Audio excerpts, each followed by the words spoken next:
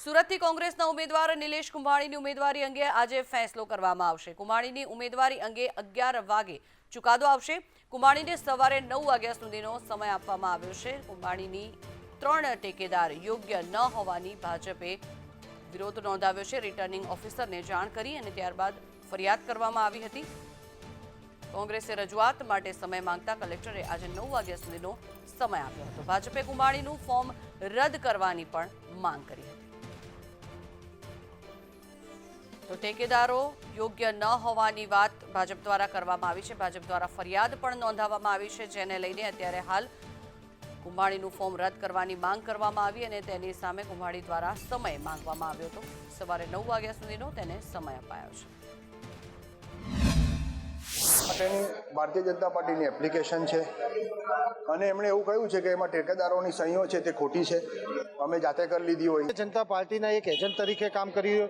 ચૂંટણીની અંદર કોઈ પણ ઉમેદવાર ફોર્મ ભરે ત્યારે એ પોતાના ઉમેદવાર અને ટેકેદાર બંને સાથે આવીને ફોર્મ ભરે છે। જ્યારે એમના ફોર્મની ચકાસણી થાય ત્યારે ઉમેદવારની સહી છે કે નહીં કે એમના ટેકેદારની સહી છે કે નહીં એ જ એમણે ચકાસવાનું હોય છે। પરંતુ આની જગ્યાએ એમનું ફોર્મ રિજેક્ટ કરવા માટે જો તલપાપડ થઈ રહ્યા હોય એ ચોક્કસપણે ભારતીય જનતા પાર્ટીના દુબાણ હેઠળ ચૂંટણી પંચ કામ કર્યું હોય એવું લાગી રહ્યું છે। હાલ ઉમેદવારના ટેકેદારો પાસે એફિડેવિટ લેવી પ્રેમ ભાવથી કે નાણાંથી કે પ્રેમ ભાવથી કે ધમકીથી, એ તો ભવિષ્યમાં ફોજદારી અદાલત સાબિત કરે।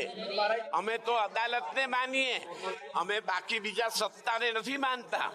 અદાલત કહેશે કે ઉમેદવારનું ફોજદારી રાહે શું થયું કે ટેકેદારનું શું થયું, ટેકેદારનું અપહરણ થયું કે નહીં એ અદાલત નક્કી કરશે, ફોજદારી કોર્ટ ઓર્ડર કરશે।